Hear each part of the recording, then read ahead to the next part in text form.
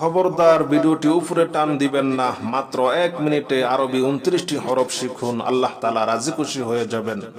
এই হরফটির নাম কি? আলিফ। এটার নাম কি? বা।